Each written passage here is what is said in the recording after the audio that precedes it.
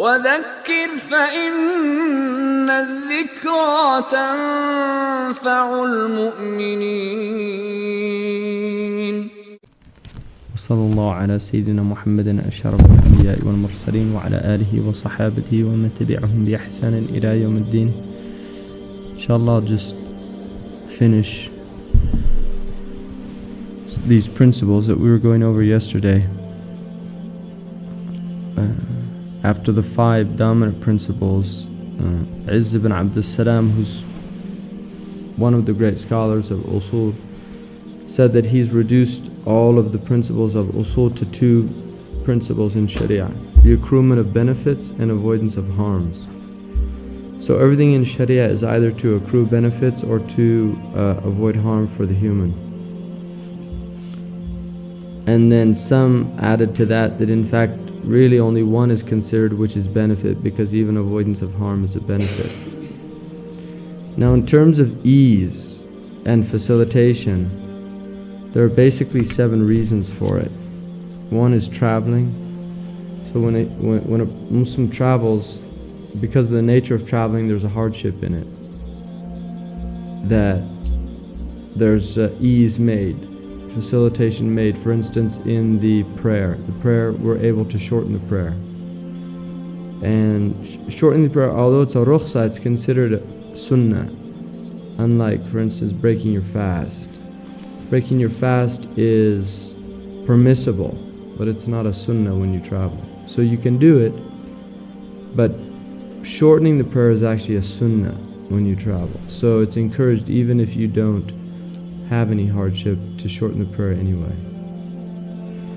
And then illness is another reason for ease, marad.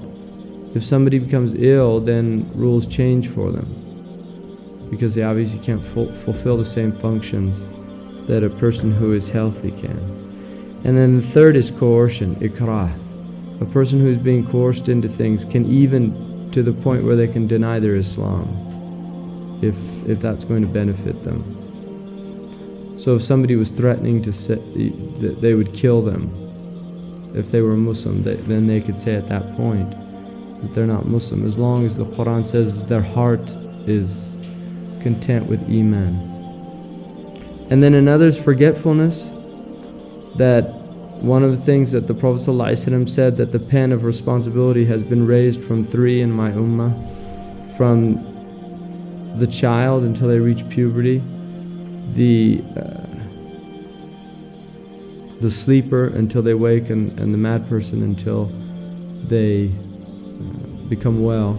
And then in another hadith he said that Allah does not take my ummah to account for their unintentional mistakes, their forgetfulness, or what they were forced or compelled to do by others without choice. And then also ignorance of a judgment, jahal bil hukm. So in certain situations that there's a reason, that's a valid reason. If somebody really doesn't know, and it's not something that there was necessarily, if it was a fard ayn, there's things that there's no excuse for not knowing, and there are other things that there's an excuse for knowing, not knowing. And then overwhelming difficulty is usr, and this is something in which it becomes so difficult that it's really hard to function, and that necessitates facilitation. So an example of that would be like a butcher. Even though blood is najis in normal circumstances, for a butcher, they can pray with in an area where there's blood, and they could pray even with blood on them, because it would be just too difficult for that person. It's his job, and if he's working in the daytime, that's one example. Another example is a woman taking care of small children. Even though she needs to be vigilant about the uncleanliness of urine and these things, because it's so difficult for her to do that she's excused. If she prays and there's najasa on her clothes, then that's overlooked. And that's an example of usr, facilitating ease. And another is when things spread to such a degree that the whole community is affected by it. For instance, now paper money, right? Usurious money. That's how the world is doing their transactions. So for you to completely disengage from that would create an undue hardship on you, a type of usr on you, so that at that point then there's ease facilitated for you. And then another is, the seventh is deficiency, which is called naqs. And this is that Allah subhanahu wa ta'ala lets us know that there are situations where there's deficiency, and that's a valid reason for excuses. For children, for instance, why there's no taklif for children. The lame, right? If somebody is physically incapable, they don't have the responsibility of jihad, of doing things, defending the city if they can't. Somebody who's blind. These are deficiencies that are recognized by Shari'ah, and there's absolutely no blemish or fault on the person who is deficient.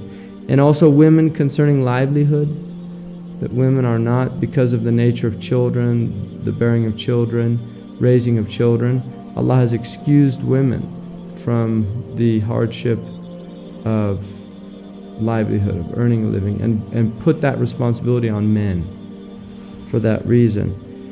And also Jumu'ah, the woman does not have to go to Jumu'ah because it would be an undue hardship on her because of the nature of her responsibilities with her children and other things. Yes. Would that then fit under overwhelming instead of under deficiency? Well, it goes under naqs. In other words, because the naqs is that Allah subhanahu wa ta'ala is saying that there's some aspects of the group or of the individual, or in this case of the gender, that does not enable them to fully participate in something. So there's a type of naqs there, and that's how it's defined. But it is related to difficulty, to an overwhelming burden. I mean, that is part of it. But it's actually related to the fact that pregnancy is seen, in Shari'ah, for instance, as actually like an illness. And late-term pregnancy is considered an actual possible terminal illness, right? I mean, it's literally seen as an illness in which the person could very well die from. Now, that's been lessened certainly in this culture where you have technological means for that, but still, it's a very serious problem around the world. For women when they're pregnant, they're in a condition that could easily become dangerous for her. I mean, it is a dangerous condition, but it could easily become tragic or... What is it about when dealing with these things? Because like if a blind person were sitting here, they probably wouldn't consider themselves under that definition of being deficient, although they knew that they had. That's a very modern thing. You see this idea of saying, that they're visually impaired or visually challenged, or, I mean, this is a very modern idea, and I know that a lot of us have been kind of indoctrinated in schools and things about this, but it's really denying some very obvious facts about reality.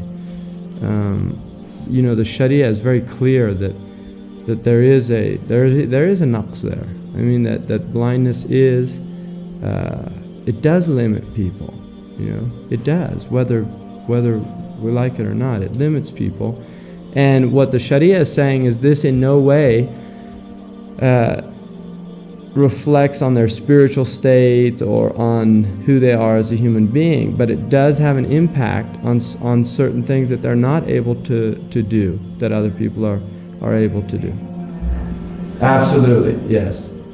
That the Shari'ah definitely sees that. Now, this does not mean that, this is not a blanket statement for all women. There are women that are, more capable than most men in all the various areas that men do things in. It's not saying that this is every single woman. No, but it's saying because the majority of women will get pregnant. The majority of women will experience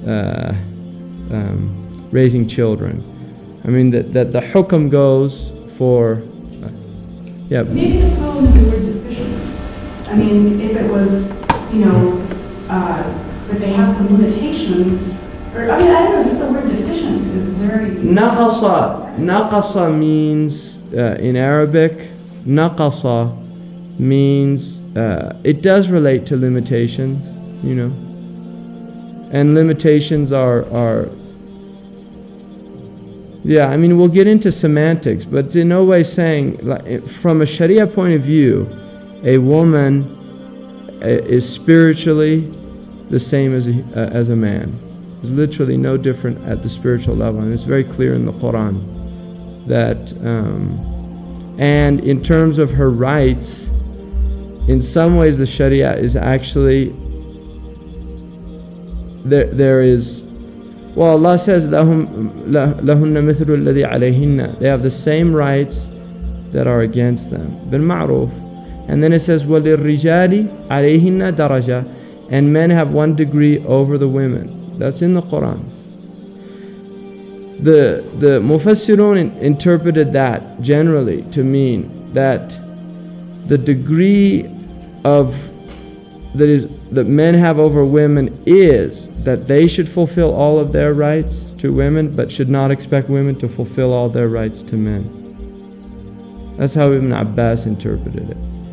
In other words, that a man should be expected to give all of his rights owing to the woman in any relationship, but he should be willing to overlook any of the rights that she does not fulfill. So,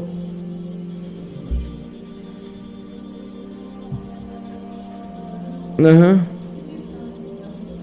was a hadith about the Prophet ﷺ saying the women, not women, the majority of people in hell will be women. Is that true? There is a hadith that says that, and it's called ahad hadith, and which is a hadith of singular narrations. It's not a mutawatir hadith.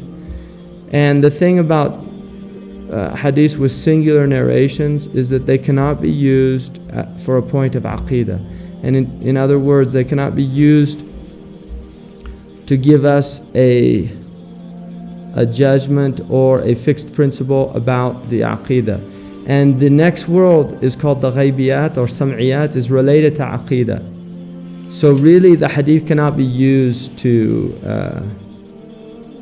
as a way of proving something about the aqidah. Generally, what I've seen is it's been used as the reason that was given was called kufran al-mu'ashara, which is that it was a warning. The hadith was a warning to women not to show ingratitude about mu'ashara, which is marital relationships, that they should be reminded to show gratitude and be grateful.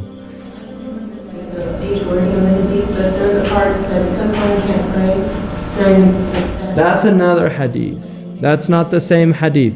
That is another hadith that relates to naqs, and it's the word that's used, and this is why the Usuli people use that word and it said that the women have naqs in their deen, and that they have naqs in their reasoning.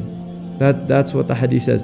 And again, the ulama have been very clear to point out that the naqs that was mentioned is not a blanket statement. You're talking about the majority of women, and certainly not all women, because there are many women whose deen is by far much, much better than the vast majority of men, and there are many women whose intellects by far surpass the intellects of most men.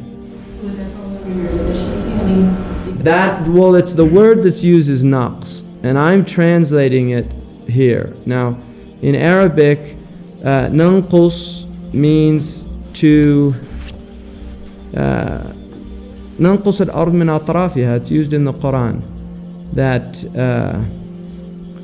we remove from the edges of the earth, right? Or begin, and some say it's the, what's happening on the shores, like a breakdown of the shore. So it has to do with a lessening or something like that. And I know there's a word that, Jamal Badawi is so diplomatic, and there's a really good word that he uses, and I can't remember what it is. And I remember him coming up to me and saying, don't use that word deficient. What's that? Under deficiency is extreme poverty. Extreme poverty would be naqs. Yeah, in a society, a person who is extremely poor is definitely naqas. So it just relates to the inability to fulfill functions that other people. So does the hadith mean that because she has these limitations or these extreme poverty? Yeah, it's the limitation in prayer is the menstrual cycle, right? That women will not pray a large. I mean, if you actually work it out over their lifetime, it will be a large portion of time that a man would pray, especially if a woman has an average cycle of maybe 5 to 7 days in the month. I mean, that's a considerable amount of time. And although in the Maliki school she can recite the Qur'an even from the Mus'haf, but generally, she will be limited. She won't fast during that time, and her worship is cut off. And then the other is related to the situation, the cycle and the effects that it has on women as well. Because these are, they're real effects. Not all women have the same response, but there are many women that do. The hormonal changes that take place during that time can be very difficult and trying for women. Right. What's the word that is used in the Quran anywhere that? Yes, it is used in the Quran several times. Huh? What's that? It's in regard to the same stuff. No, not this. Not about this. Not about what we're talking. This is Shari'ah right here. This is Shari'ah. And then in terms of naqs, is it mentioned in terms of women? Sorry, you looking in Hamza? What are you saying there? Oh, I don't know if I'm okay. It says decrease, diminution, deficit, loss, damage, wantage, lack, want, shortage, gap, blank, omission, defect, shortcoming. It's usually like a lack or a want. That would be a good. Now, the thing about it is that again, this relates to cosmology, right? It really does. It relates to cosmology and it relates to some fundamental differences in terms of opposites and the male and the female. There's opposites there, right? And even within, what's taking place in the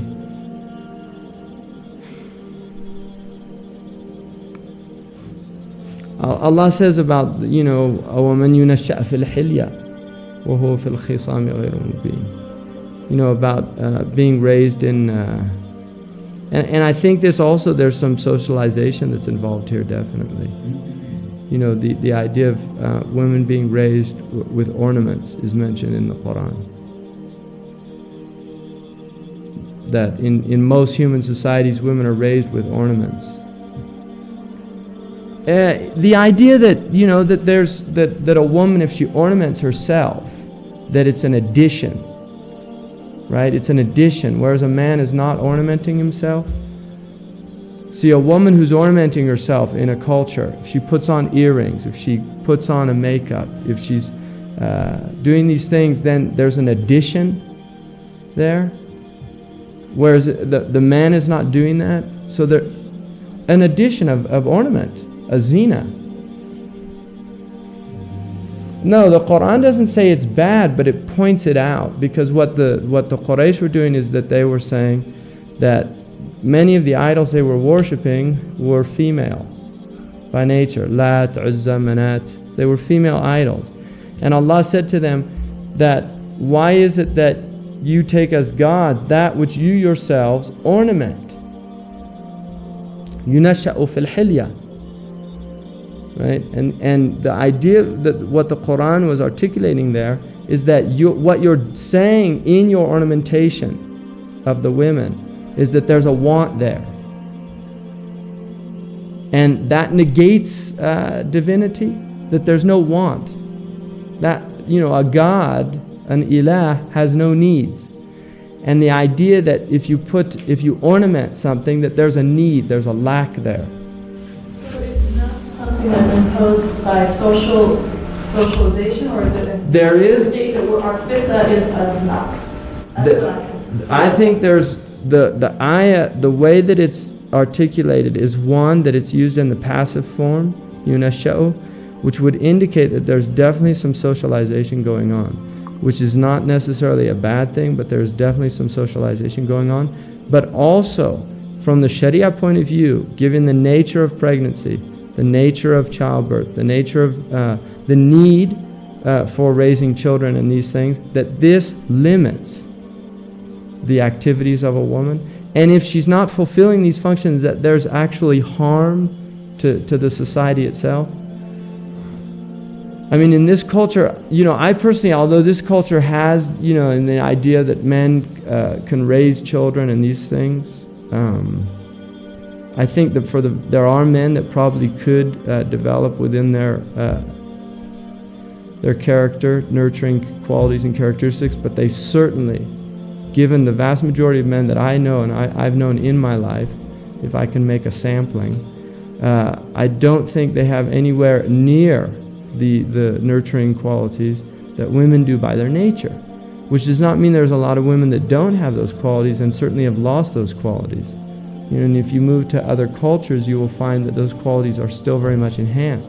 And so, there's definitely within the Islamic teaching, I think there's an honoring of those qualities, right, in the woman. I mean, the Prophet ﷺ said, حُبِّبَ إِلَيَّ مِن دُنْيَاكُمْ ثَلَاث. I was made to love from your world 3 things, and one of them was women, an-nisa. And that is not in any way a sexual love. Astaghfirullah, hasha. He loved the qualities of women. I mean, that is something the Prophet said, that he loved from the world the qualities of women. And he is called Rahmatan lil Alameen, a mercy to all the worlds. And Allah says, I took the word mercy from the word womb. So the source of mercy is the womb.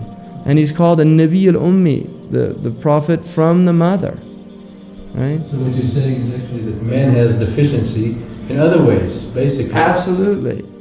But it's the men's deficiencies are much more batin, whereas the women's deficiencies are much more zahir. So this is where you get into cosmology. The interior of women is generally stronger than the interior of men. The exterior of men is stronger than the exterior of women, generally. Well, I'll give you an example. When I worked in hospitals, women endure pain much better than men. Just to give you one example. I used to always amaze me, you get these big, giant kind of tattoos all over the place. And, you didn't need to do a needle stick. And these big men, whereas the old lady would just put her arm out and not, say anything. Qazwin, Rumi tells a story about the man from Qazwin. He goes to a tattoo artist and he says, he says, make me a lion. I want a lion right on my back because I've got Leo rising. Right? And so he says, and I want, just make it really a majestic lion. And so the tattoo artist puts the first pin in and, what's that? He said, it's the tail. He said, no, forget the tail. We don't need a tail. So then he starts again. He says, what's that? And he said, it's the rump. He said, no, forget the rump. We don't need a rump. And then he starts again. He says, what's that? He said, it's the stomach. He said, no, he can do without a stomach. And he goes on, and the man just can't take it. And so finally the tattoo artist just throws the needle down, and he says, look, even God didn't make a lion like this. All right? So,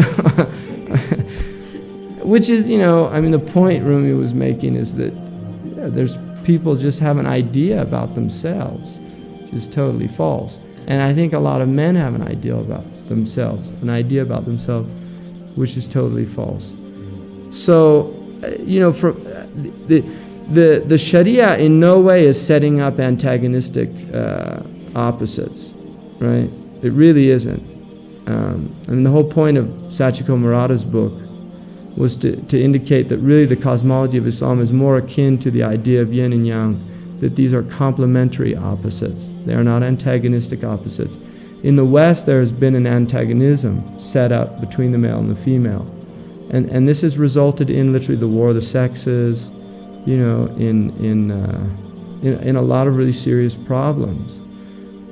In the Islamic tradition, there's no doubt that women have been abused and oppressed in many cultures, and certainly Islam has not been exempt from that in any way. And we've seen it. My own experience in the Muslim world, I've seen these things.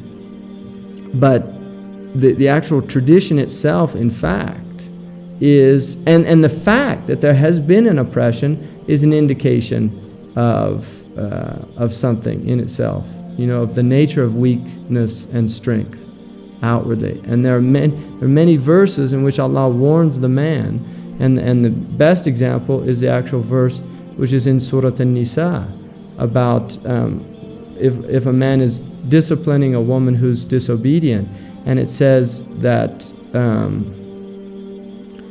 if you don't see from her, if she's not doing anything which is incorrect, then don't desire to transgress the limits.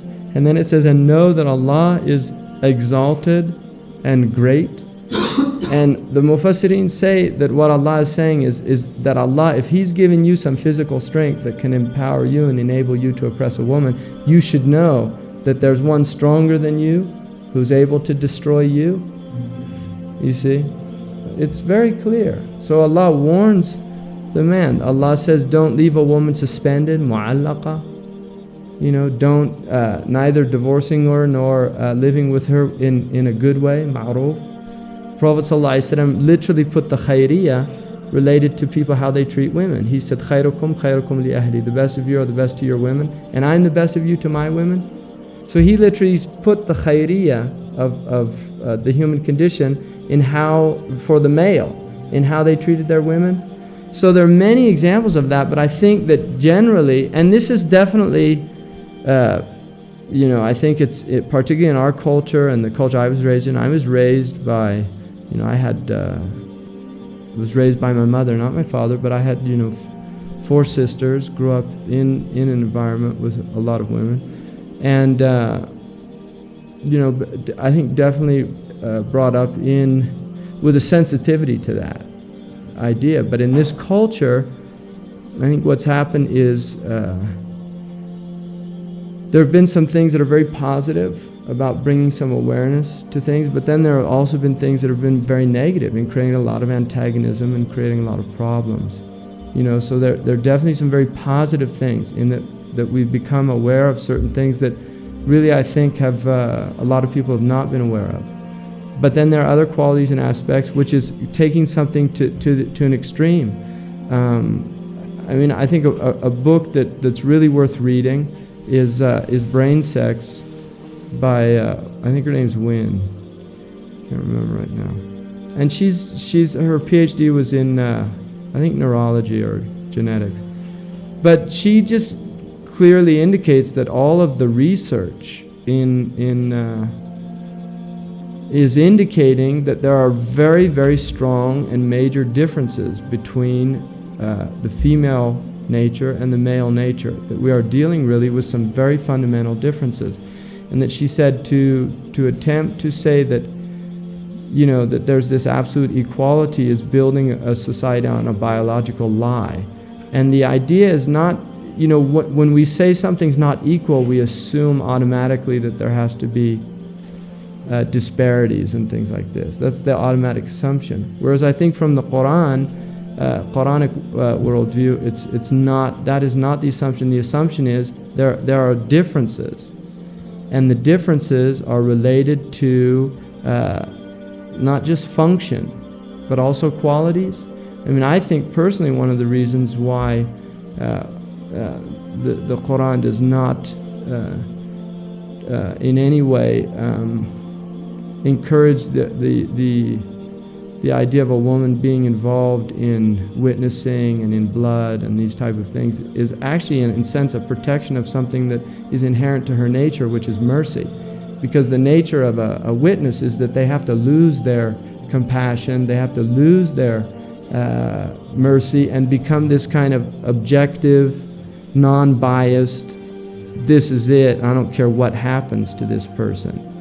You know, it's very interesting, which is easier for men. They've done these studies like at Stanford where they hooked men and women up to all these PET scans, and then they would tell really sad stories. And the women's brains would just become totally activated, right? All these centers would be activated from these stories, and the men's wouldn't. You know, it'd be just like, you know, so what? You know, somebody died. Really, it's very interesting. So the women, there's a compassion there and an empathy to people they had no knowledge about. They would, you know, just hearing their story would cause them to feel a type. Women, if they hear a baby cry, right, who's not their baby, will often start, the milk will start flowing, right? It's not their baby. The milk will literally start flowing. One of the things, like in Mauritanian culture, is that a little baby, if it goes into the tent of another woman who happens to have a baby, and it's hungry or crying, she immediately takes it and feeds it. And that's how a lot of the wet nursing, many of the children there are related. I know a man, he's told me he had over, I think, 40 mothers from wet nursing, because he grew up in a tribal situation where if he was hungry and a woman was there, I mean, she just took him and fed him, right? Now, those are qualities that you're just not going to find in the vast majority of men. I mean, you will find men that are deeply compassionate. The Prophet ﷺ, one of the things he was accused of was being like a woman. You know, he was the Arabs were just they were tough people. They didn't like shows of emotion. One of the I think Jadd ibn Qais, he saw the Prophet kissing a baby and he said, "You kiss babies?" He said, "I've got 10 children. I've never kissed one of them." And the Prophet said to him, sallallahu alaihi wasallam, "I have nothing in my teaching for people that don't have mercy in their hearts." You know. So, I think you really have to be careful and just.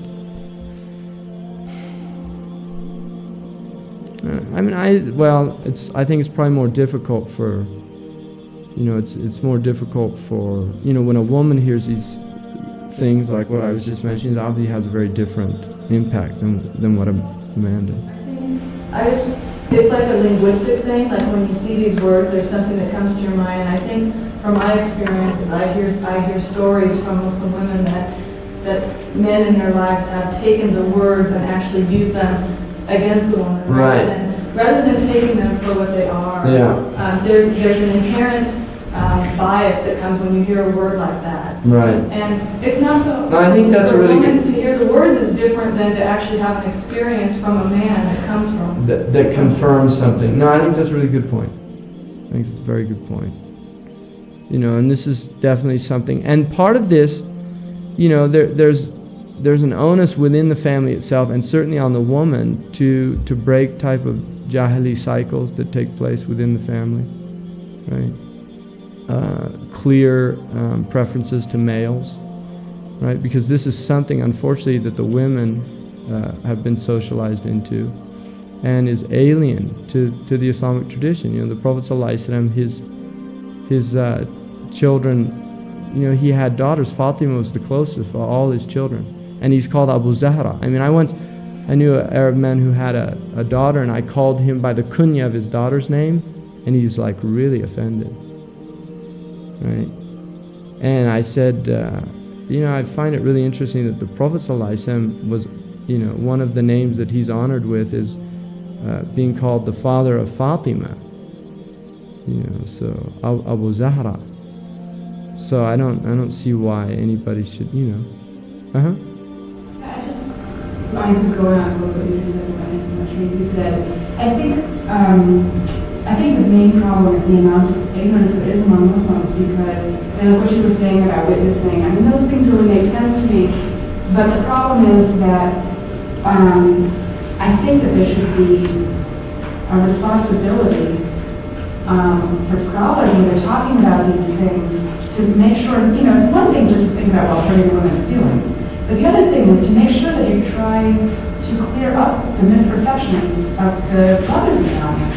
Right. The brothers also hear the word deficient, and inshallah, I would hope that most of them, get a positive understanding of that. Right. There are a lot of brothers who go back to their families and say, and treat their the women in their life as though they're deficient. Right. And forbid them from going to the mosque if they're deficient, or, just all these various ways in which they reinforce this idea, which is not what the word means, but it's what they understand. Right. No, I think those are all really well taken points. Al-Ghazali, who is a greatly respected scholar and all that, say things like, because I think this kind of has something to do with it too, when our really highly respected scholars say things like, if you really want to be close to Allah, stay away from women, and things like that. And then Rumi has this poem about women and the donkey and doing really horrible, horrendous things. And Bad translation, by the way. Oh, well, that was really bad. Yeah. But That wasn't really. That's my friend Muhammad Isa Wiley, who's a Rumi scholar. When I asked him about some of the poems that I'd read in one translation, and that's one of them, he said, the Maulana would never, that's not his language. And then he just said that he called that translation Rumi, R-O-O-M-Y. So, again, you're getting into cosmology, and I think definitely there are definitely some very serious problems that can arise, and abuses of language and the cosmology that has been traditionally understood in the Islamic teaching. A good example of that is the idea of, within the Greek and particularly the Hellenistic Christian tradition, women were seen as evil. And I read once a story about an American man who went to a monastery, Greco-Orthodox monastery, on one of the islands, and you have to go up on baskets to get up there. They're like up on top of cliffs, and you can't get there without being hoisted up in a basket. And he said that he was there with this monk, and they were looking out over the Aegean Sea, and he was feeling very spiritual, and he was wishing that this monk could communicate some truth to him, but he couldn't speak Greek. And he said at that point, the monk said to him in English, "Women evil." And he said it just was so kind of disturbing for him, right? And that was the idea, that a monk, in a sense, that was part of what he was fleeing from, right? And the Prophet ﷺ really nullified all of those ideas. Salama, he took counsel with. It's unheard of, right? On the day of, when they went to make the Hajj, and then they were prohibited from making the Hajj. Well, they made an agreement, and one of the agreements was that they would go back and not make Hajj. And Omar was furious. It was really the only time Omar really, he challenged, in a sense, the Prophet ﷺ. And that was the day that the only person that didn't was Abu Bakr from the men. And he shook Omar and just said, "Look, do you know who he is? He's a messenger of Allah. You think he's doing this from himself?" But the Prophet went in and he told Salama what was happening. And Salama said, you should go out and you should shave your head, and you should sacrifice your hadi, which was the right. That's how they would have completed their Hajj. Just do that as a way of making the people feel that it's not in total loss, that they've come and They came with the intention of doing Hajj, and inshallah Allah will reward them with the Hajj. And that's what he did. The Prophet took her advice and went out and did that. And there are many examples of that. The Prophet ﷺ had great respect for his women, and certainly Aisha radiallahu anhu is somebody who her opinion was regarded at the highest levels by the companions. I think that's my understanding of the Prophet and his wives. People tend to look at it as only they, the women then. Like there's no women now who haven't, prescribed that come in or that are deserving. Like only they, like no other women since then could possibly, not possibly, that are not deserving of respect. I think we're dealing with a lot of jahiliyyah within the Muslim communities and cultures, and I certainly know a lot of men that that aren't like that, but I do know a lot of Muslim men that do hold these type of attitudes, and there needs to be a lot of education. There really does, and I think part of the shock now is that there are many Muslim women, for instance, in this culture, that don't want to marry from their traditional cultures anymore. They really don't. There's Muslim women that have been raised here from other cultures that don't want part of that.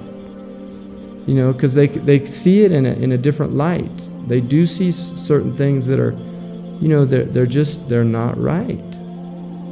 They're not right. To give you an example, Sidi Abdullah al-Qadi, he told me, one of the things he told me is that in his house, he never asks his wife for anything.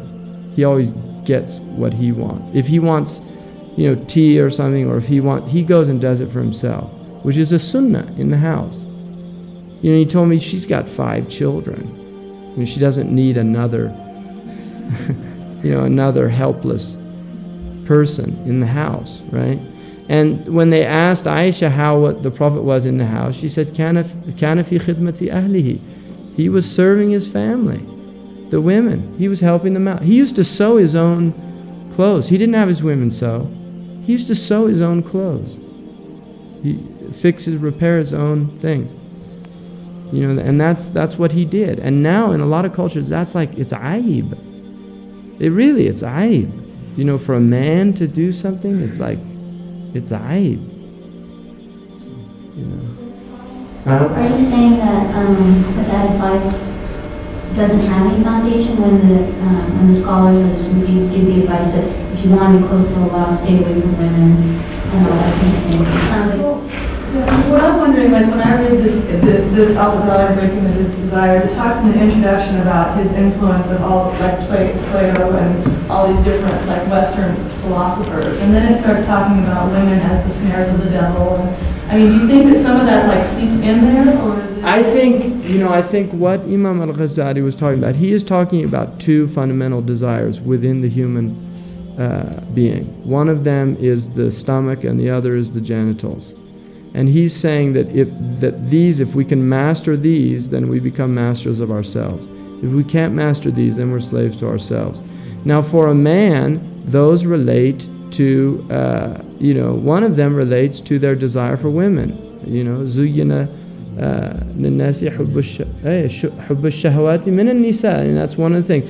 Now, that ayah is equally as applicable to women as well in relation to men, right? I think that what is being said there can be equally applied for women in terms of men in relation to men. Although men definitely have a more difficult time, right, in these matters than women. And this is changing in the modern times, particularly in this country. But that is not something that has traditionally been the situation. Men are weaker in these matters. In fact, it very clearly says in the Qur'an, خُلِقَ الْإِنسَانُ ضَعِيفًا, that man was created weak in relation to women. That the women have a strength that men don't have. And the Prophet ﷺ said, for instance, that a woman's capacity for sexual enjoyment is actually greater than a male's. and in one by 99 parts. And he said, except Allah has made modesty so overbearing in a woman. There's a modesty that Allah has placed in women that He didn't place in men, right? And this is why it's quite rare in cultures all over the world. You know, I mean, you don't find women traditionally doing a lot of the crude things that men will do, you know, in relation to these things. So it's certainly not talking about, it is talking about the idea that a man must learn to control that. And if he doesn't, then he is susceptible to losing himself. About what? You said something about What's that? men زين what's that in Ali Imran? In Ali Imran. It means that, you know, for men, it has been made beautiful to a man, the lusty desire for women. That's something man is attracted to. But Allah is saying that that's something he needs to overcome. You know, but there's definitely, that is a very strong attraction within the male species, right? And this is part of the reason is that the hijab is, in a sense, really, the onus has been put on the woman out of the weakness of the man. For instance, a man, now look at this, a man can walk in the street with his shirt off. Now, it is not permissible for a woman to look at the man's chest if it's an ajnabi man. But the onus wasn't put on men because women are not seen. You know, Allah is saying that they're not as weak as men are in that area, that type of attraction. I mean, women, really, most women, certainly traditionally, and I think still to this day, are just, they're not just, you know, they're men that'll just go off. If they see a woman, they get seduced. There's a tradition about Dawood alayhi salam saw all of these worshippers, and he was admiring them. And Allah said, if I sent one woman to these men, they would just go off with her. You know, in other words, you think they're great or bad, but the reality of it is you know, they don't have an inner strength, right? So that is the type of weakness that the male has been given. I think males are more aware of it because this is our, you know, this is our experience, right? And it isn't the female experience; it's the male experience. Now there are female experiences that we're not aware of, right? And this is the human condition. Now I had a teacher who was a male feminist. He was teacher that taught me epistemology, and one of the books we had to read was Towards a Feminist Epistemology. And one of the things, his argument was that it's impossible for a man to understand the feminine condition. I mean, he just felt it's impossible. We can't do it. We're incapable of understanding it. And I disagreed with him in that I said that I think that the essential experiences for instance, there are many women that have experienced oppression, right? Now, although I cannot experience the female experience of oppression, I know what oppression is, and I know my reaction to it because I have been oppressed, and I think everybody in this room at some time in their life has felt oppression, and they've felt the experiences that go with it, right? So we do have bonds and connections. You know, we felt pain, we felt anguish, we felt love, we felt hate, we felt jealousy. These are shared human experiences, and these are things that can bind us and keep us together. Feminists came to one of the sheikhs, and said it's very unfair that when you have the salam, that the men are in front and the women in back. Right. And the sheikh said, well, why don't you put the women in front and see how the men do? Right, they'll lose their prayer. Because they won't That's last true. long. That's true.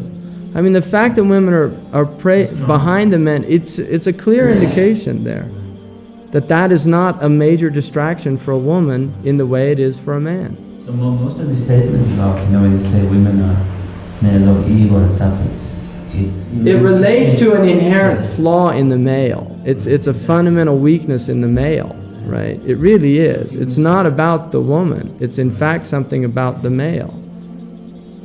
What's that? Why is it worded like that? I mean, that doesn't make sense to say that women are evil. No, the Prophet ﷺ never says that women are evil. There's no, and also another thing, these are bad translations because a lot of times they talk about shar, and I mentioned that shar in Arabic is not a moral. It has to do with more with a want than it has to do with the idea of evil, right? I mean, there's some, I've seen this in the Muslim books, and personally it bothers me, you know. Is Al-Ghazali just saying that both men and women should have purified hearts before they get married? Is that what he's saying? Definitely, they should at least be on the path of attempting to purify their hearts. You know, I don't think that you should delay marriage until you have, feel like you're in a state of purity or ikhlas or something like that. You might end up getting married at about 60 or 70. Right? And Allah's also made, there's natural attractions. Lust is part of the human condition. That is a natural attraction between a male and a female. That's not something abnormal. It's not something bad. What the Shari'ah is saying is if you can't control that, you're in trouble. You have to be able to control it. Then the idea is that you will not be susceptible to falling into something that is a major wrong action. Because your taqwa, the mechanism within your soul, will prevent you from doing that. Why does it seem like the woman is controlling it for both themselves and themselves? I think there's more of an onus on women. I really do. In the Shari'ah. I definitely do. And I think in a sense it really is saying that Maryam is praised for being chaste. And Yusuf also is being praised for being chaste, right? But really, when you think of chastity, you think of Maryam alayhi salam. Before you think of Yusuf, that there's the afifa. What's called afifa it's something that is very, very. And then men have a type of veiling that women don't have, right? Which is not necessarily good. It's just that happens. Laysa dhakaru ka untha. The Qur'an says the male is not like the female. And that ayah is not saying the male is better than the female. It's that within a social context, there are certain things, and they're dangerous for the male because if people that don't have taqwa will abuse those differences, right? And that does happen. Well, for instance, there are many men historically who have had premarital relations. They're veiled. They go and they get married, and they used to call it in this culture sowing his wild oats, right? Whereas when a woman does that, it's very easy to get pregnant. She's labeled as a bad woman. Whereas from Shari'ah point of view, there's absolutely no distinction between the zina of a male or a female. And I had a very strong argument with somebody about this, who was from a Muslim country, and there was a Libyan man with me who was agreeing with me, that for him, his son or his daughter was the same, and this other person was saying, no, the daughter, it's worse. And I say, it's not worse in Sharia, it's worse in social stigma because of the nature of the woman. In other words, there's this idea that, it's a deep breach of the social contract, but the male is a breach, and it takes two to tango. Right? So, these are double standards, and they're not going to go away. There's something, this has been within the human condition for a long, long time. And this is why the Sharia, really, there's a lot of preventive measures. The idea of not being alone with a woman, the khalwa, right? And it goes for the same, a woman can't be alone with a man. It's one of the things a lot of women in this culture, if a man doesn't shake the hand, they immediately assume, I'm unclean, the woman.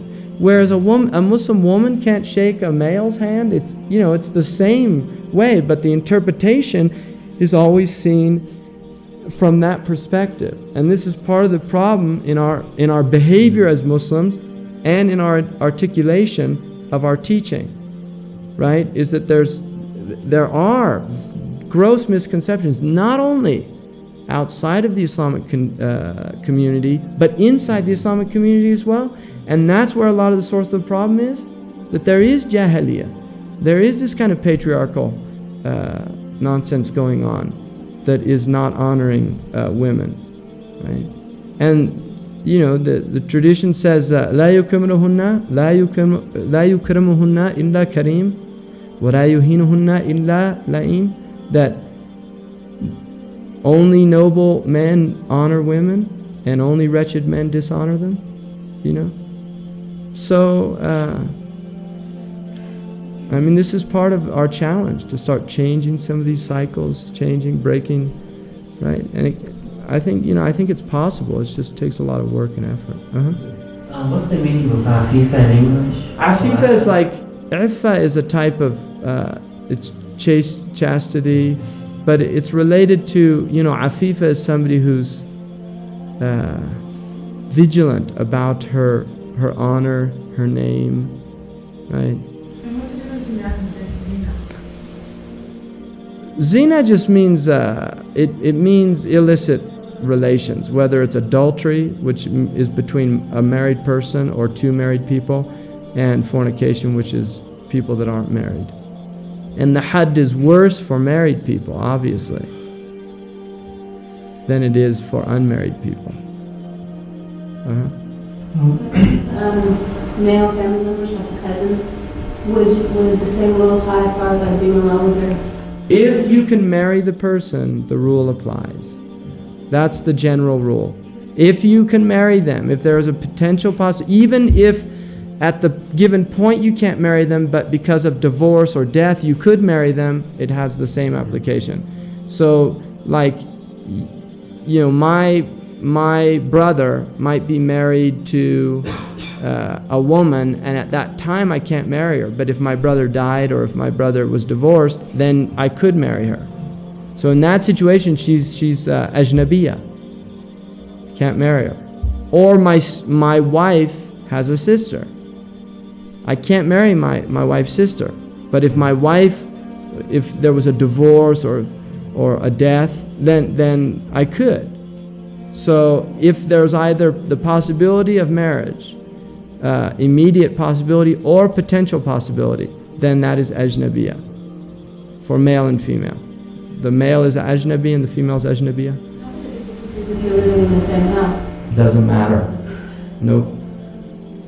Shari'ah is really strict about those things. Like if you're living with your husband's brother, or you're living with your husband, Bad or news. your cousin. Bad news. Really, bad news. Arhamul maut, the Prophet said, brother-in-laws are death. It's bad news. Human beings are human beings. I guarantee you, within this culture, a lot of the stuff that goes on is, it's not Oprah Winfrey, but the other type, soap operas, these Morich Povey or whatever, these type of things. No, it's all about, brother steals, wife, right, and stuff like that. And it's all because of these type close intimacies. It happens all the time in this culture, things like that. And most of the illicit relationships happen in workspaces. In other words, here's a woman or a man who's, he's been married 7 or 8 years, getting kind of quote unquote boring. They call it 7-year itch. And he's working, and he's got this woman he's working with, and she's really interesting. They have really interesting conversations, and he's thinking, why can't I have a conversation like this with my wife? And then, or maybe she's never been married before, and the wife's had 2 or 3 children. She doesn't look as good as she did when he first married her, right? And this woman, she looks really good, and this is how it all happens, Or the woman says, this guy's so much more interesting than my husband, or he pays attention to me. Like I was on the airplane, and there was this woman with her husband was sitting across from me, and they had a couple kids, and he was reading. He was an MD, and he was reading a magazine about football. And then, he'd been reading it for half the flight. So she says to him, Is the magazine good? Do you like it? Sweetheart? Blah, blah, blah. And he's just, So I think she said it again, no response. And I just looked at her and I said, my wife hates when I do that, And she said, you just get used to it, right?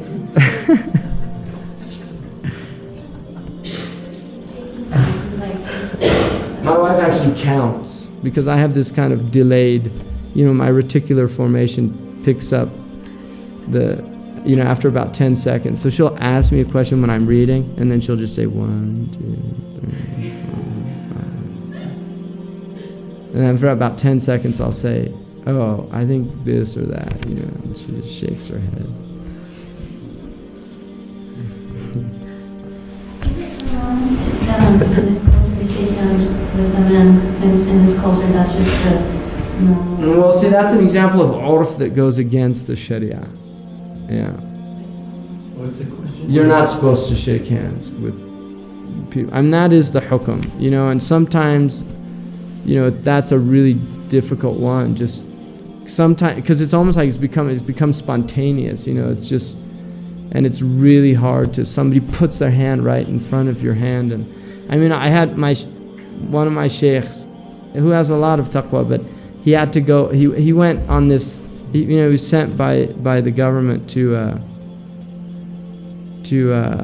Russia, and he went to, I think, Kazakhstan or one of Kazakhstan, I think, and he was really bothered by the protocol and things like that, because he was representing the United Arab Emirates, so there's diplomatic concerns and things. But he when he got to Kazakhstan, when they came out, they were shaking the hands, and he came to the wife of the president, and his hand was there, and she just went like this, like, I can't shake your hand. So it was he said it was a big shock for him, just to kind of, he said, astaghfirullah, that the woman didn't want to shake his hand because she was a Muslim. What do you do in that situation? Because those situations that's a big problem, and I think the most important thing is to try to explain. It could actually become an opportunity for da'wah. I don't think you have to go into the fact, well, did you know that sexual pheromones are transmitted through touch and things like that? No, because there was a situation where there was a mosque and they invited the neighbors for some Eid, lunch or brunch or something, and then some of the ladies came over and she stretched out her hand to this guy, and he's like, I can't touch you, you're a lady, and she got so offended. She got so offended, she said, I'll never ever come to you Muslims ever. I'm never, So it's a very sensitive issue, and I think there definitely needs to be more awareness within the community. And one of the things is, that's part of the thing about going to high schools and going to and explaining. There's opportunities like 7th grade, 9th grade, going to high schools, explaining to people and bringing up that issue. You say that. What is the consequences? One thing, you lose your wudu. That's for sure. If you're Shafi'i, not if you're Maliki. But let's say you lose your wudu. This is a consequence. But what Maliki, you don't lose your wudu. Let's say you don't. What is the consequence of shaking? You go to hellfire right there. What are you losing by how? It's not a major wrong action. It's not like kabira. It doesn't go under the mubiqat or the kaba'ir like that. But it's haram, right? It's prohibited. There is a nahi. Yes. About the qabda. Yeah, I know. But there is a nahi, definitely. And it's taken from the ayah, قُلْ لِلْمُؤْمِنِينَ يَغُضُّ مِنْ أَبْصَارِهِمْ, what's called mafhum al-awla. The Qur'an says lower the gaze, and mafhum al-awla in tafsir is, like for instance in the Qur'an it says not to say to your parents, uff. Well, from that the scholars take that you certainly can't hit them. If you can't say uff to them, you definitely can't hit them, because it's mafhum al-awla. It's even something you should understand even more, that if saying uff is prohibited, then certainly to say to hit them is prohibited. And the Qur'an, when it says tell them to lower the eyes, well, touch is much it's a stronger And that's where, and there's a sound hadith that the Prophet never once touched an ajnabiya woman, ever. Ever. He did not touch any woman that he was not directly related to or had rights over in terms of, sexual, right?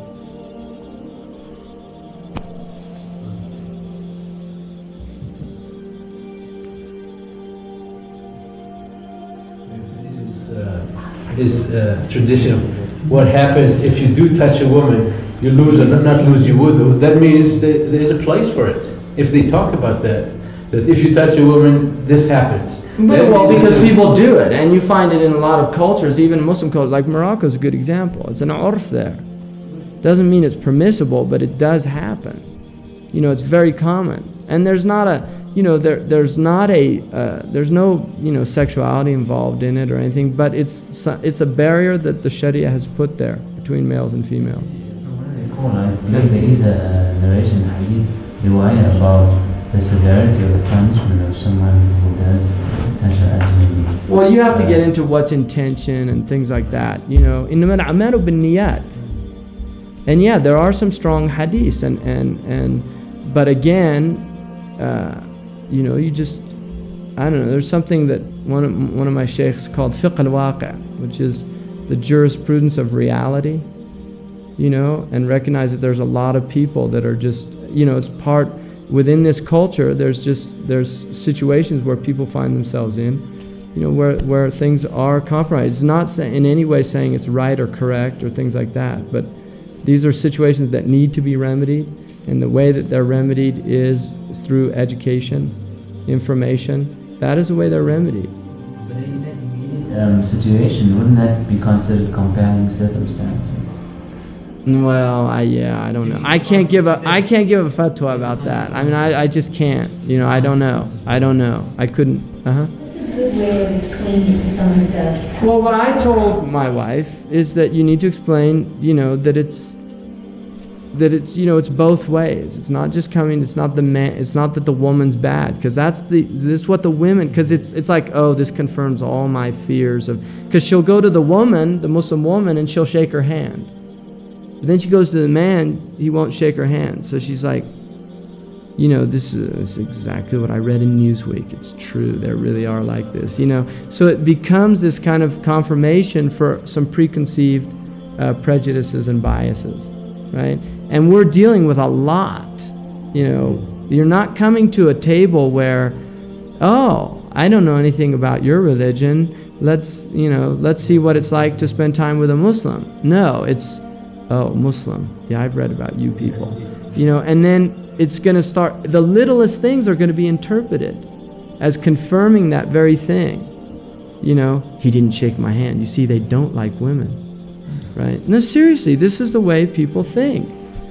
And it's odd, because another thing is like, for in the idea of not looking at the women, which a lot of Muslim men do that, of not giving eye contact, which in this culture that means you're ignoring me. Or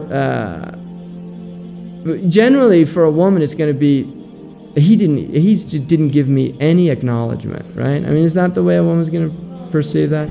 Well, interpret it as disrespect. Disrespect, and also oftentimes dishonesty, right? That you're dealing with cultural interpretations.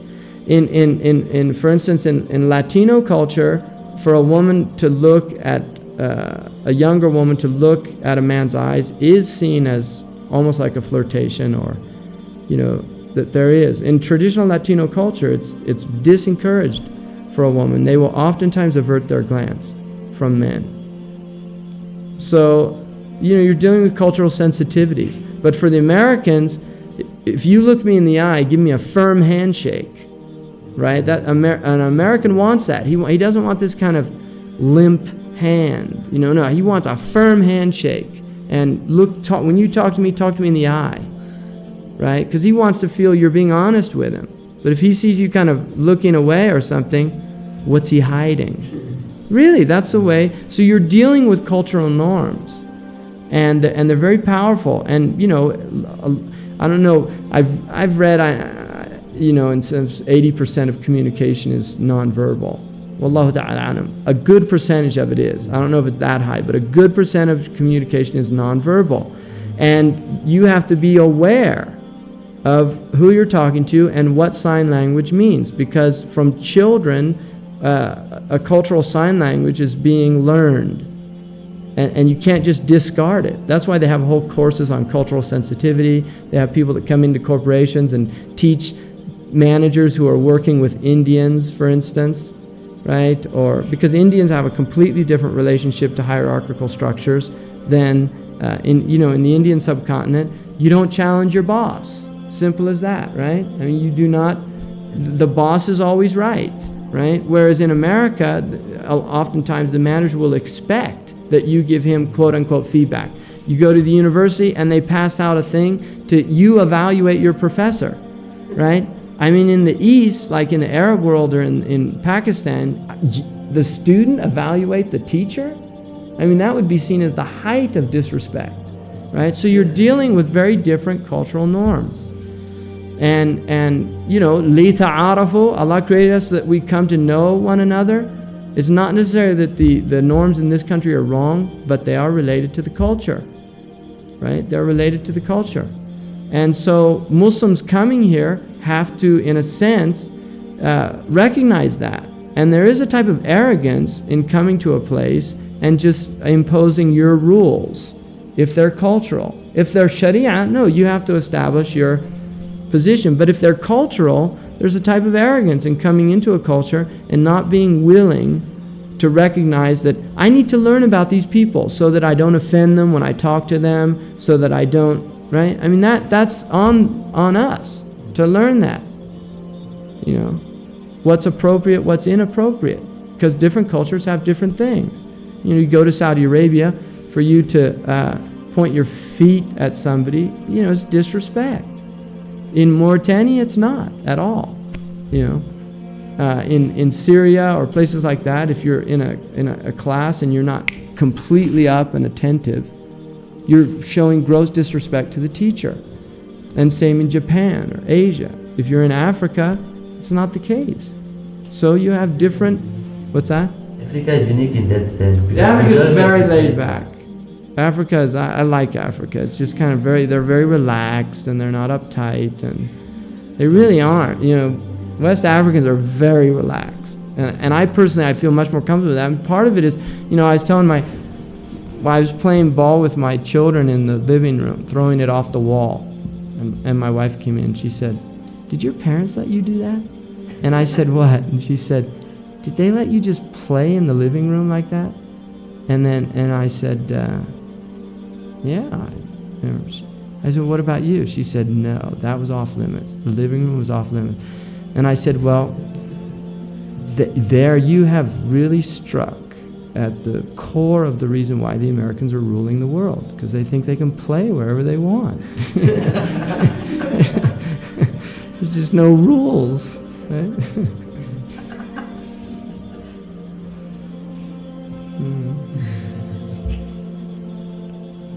So there, you're dealing with a lot of variables, and the challenge for us is to really kind of maintain to the best of our ability. Attaqullah mastata'tum.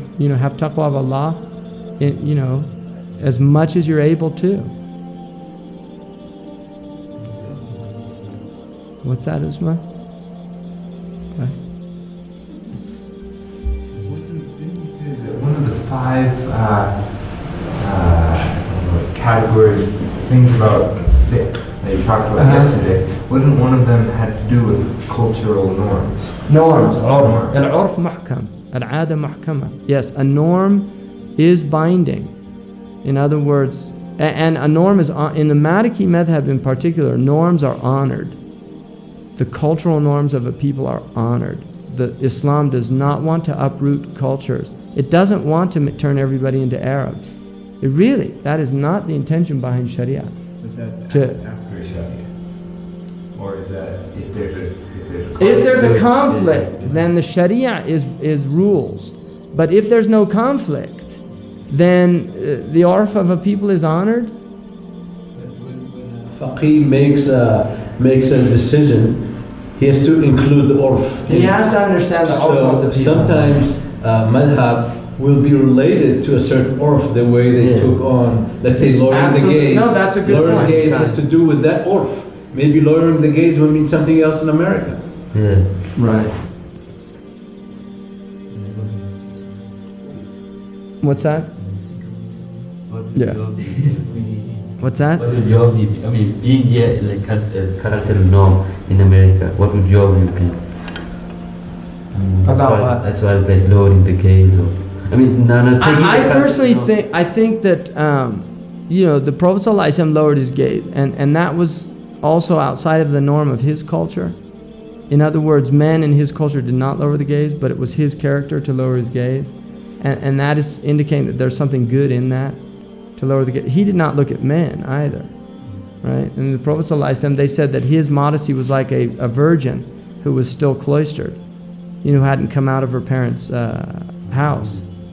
And if you know traditional culture, that is a very intense modesty, and that was his character. He was like his modesty was like a young girl coming into puberty, in a traditional culture. Very, very modest by his nature, right? And I think our culture, this culture, the American culture, which I grew up in, has really lost completely the value of modesty. We look at it either as a neurosis that needs to be removed. Seriously. Like women by nature, they do have modesty, and I think it's more than socialization, and I think the children do as well. Children want to have some privacy about certain things, right? And I know somebody who told me that he raised his children, that there was no nakedness in that everything, and he said at a certain point, they just did not want to play by those rules anymore. His children, they wanted to change the rules. We don't want to be naked around you, right? So, I think that the people can do a lot of damage in trying to force, like, for instance, there's a whole thing where you have to force people to talk in front of other people, right? There's this idea in classrooms that the ones that don't talk, that's not a good sign, that's a bad sign. From the Islamic point of view, it's actually a good sign. Now, there could be some damage there.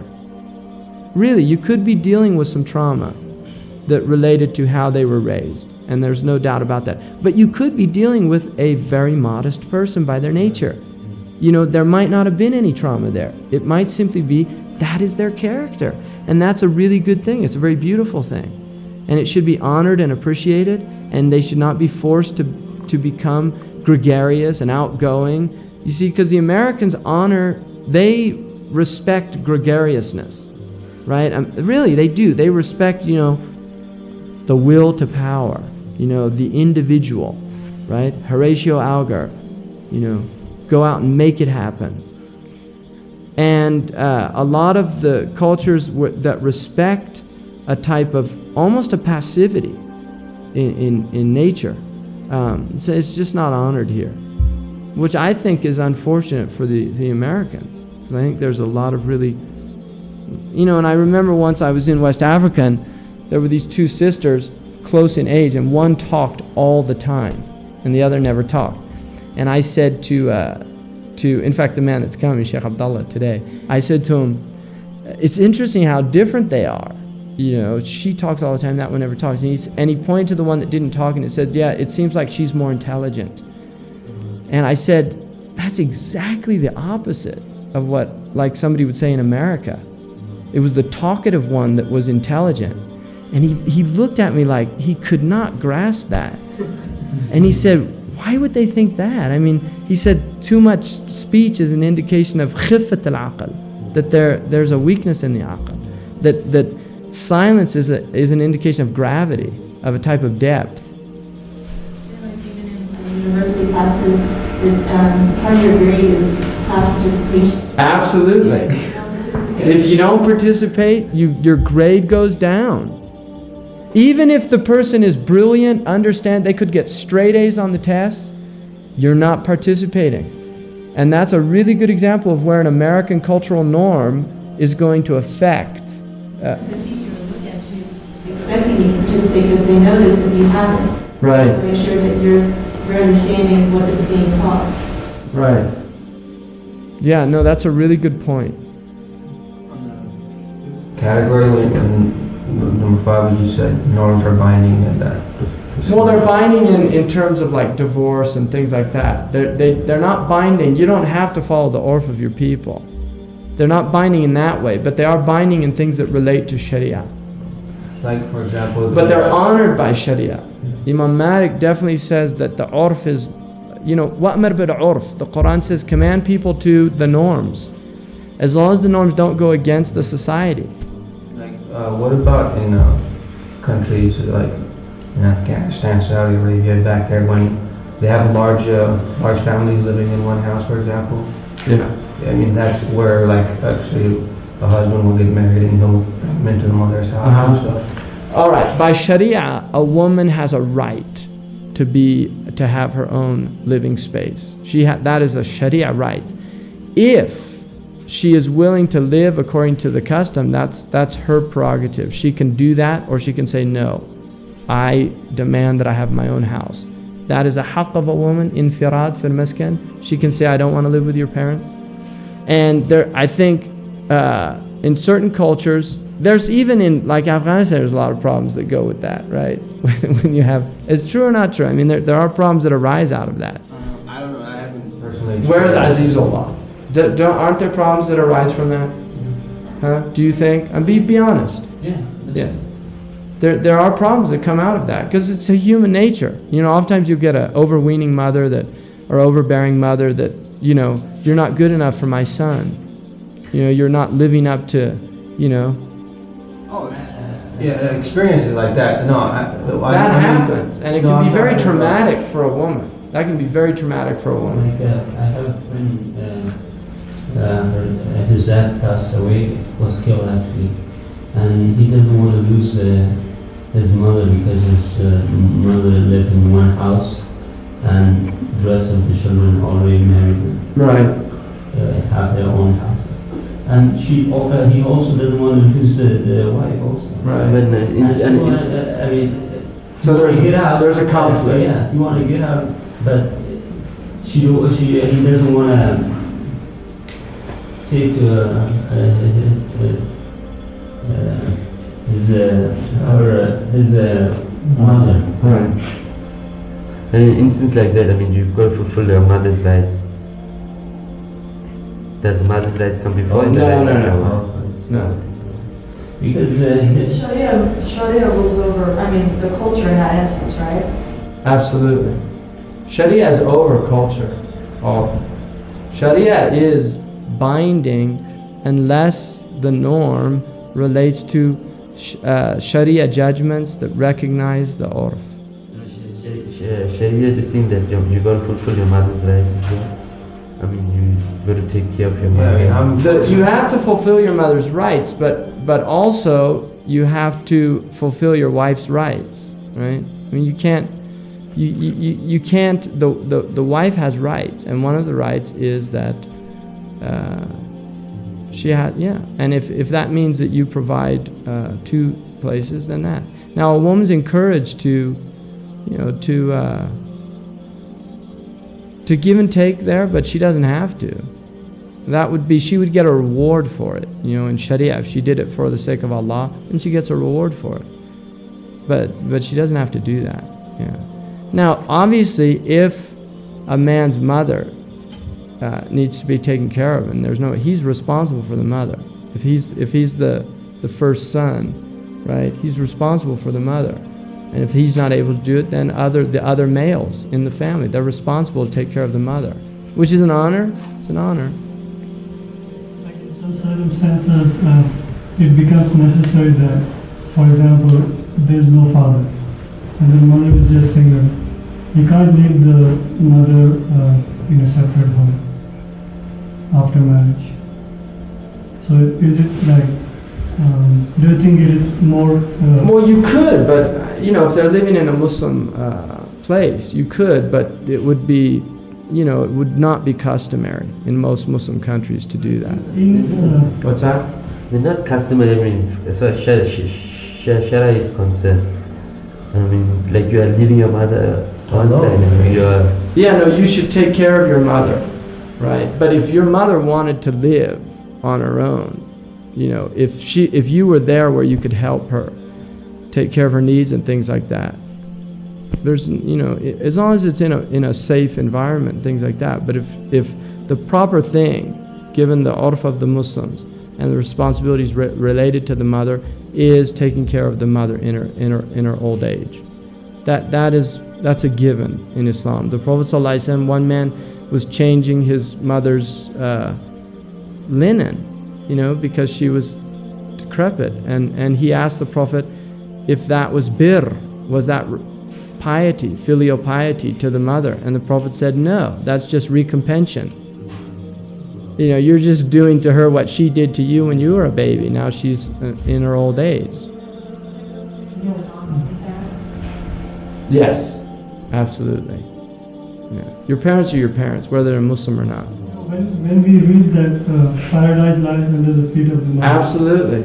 Like, I think personally that it's more better if you take care of mother and keep her with you instead of putting her in a separate... No, you should, yeah, definitely that would be what, unless that she didn't want to, you know, there are reasons why she wouldn't want to. If your wife doesn't want to, in that instance. And your mother does. I mean, let me wait till Sheikh Abdullah comes in. He can answer that question for you. There's also a difference between if your What's that? parents need to be cared for, or it's Right. out of your parent, you want the person to live in your home, and your Right. parents are still of sound health and mind. And then there's some meddling parents, right? I mean, that is a phenomenon. You get meddling parents. That's a phenomenon. You get the mother that she comes in and takes over and stuff. It happens. I mean, we have to be realistic. Yeah. That does happen, and it becomes very disruptive for marital situations, right? I mean, it does happen. And it does, some marriages actually break down because of that. And I've seen it with my own eyes, within Muslim families. It's just disastrous, so. That's why they invented the in-law apartment, where you can have some separation, but you also have a right there. The in-law apartment.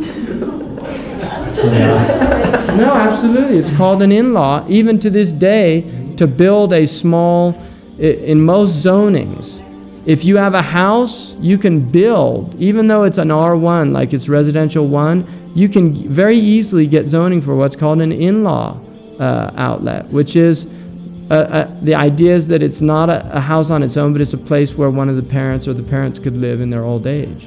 And that's true. And I'll give you another. The truth is that many of the Muslim houses were designed for sacred space. They were designed, if you go to traditional houses, you will see that they were designed to accommodate more than one family with the necessary observances of the courtesies of Shari'ah, right? Whereas now you get people living in apartments, where there's no space at all, and it becomes very kind of incestuous, and just it's very difficult to function.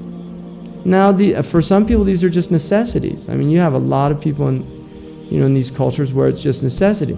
And I think also, again, this is urf, because, for instance, in some cultures, the families being in that tight space is, it's not a problem, whereas with other cultures, it is, right? And certainly, I mean, the family unity and the family binding is much stronger in Muslim culture than it is in non-Muslim culture. And even within this culture, within minorities, minorities being other than the dominant, which is soon to be, a minority itself, but the dominant white or Anglo culture, you'll still find family ties are stronger. Family ties, I mean, for most Muslims, the vast majority of Muslims, the idea of putting your parents into an old folks' home is just anathema. I mean, just not. Muslims just shake their head. They can't understand that, right? They really can't. Whereas in this culture, there's no stigma attached to it anymore. I mean, personally, my family, and I don't know if it's, the remnants of the Greek background or what, but I don't think any of my immediate, like my brothers and sisters, could imagine that, personally. I really don't. But there's certainly a lot of families that do. And one of the things I noticed when I was working in the hospital is that there's the Chinese people would be sick. And, you know, when you're working like as an RN, the Asian patients were always kind of a blessing because the family would take care of them. You know, literally, they would feed them. They'd oftentimes bring their own food in. They'd wash them. They didn't want you washing their mother. You know, it's my mother. I don't want a stranger washing my mother. They would do all that stuff. And same with the African American. You would see that more. There'd be more visitors. There'd be more. Mexican, definitely. A lot of the Anglo or the white, they'd be in the hospital for days and not get a visitor. Very common, seriously. And, you know, I just saw this all the time. Even if they do, they prefer the nurse to watch. Yeah, exactly.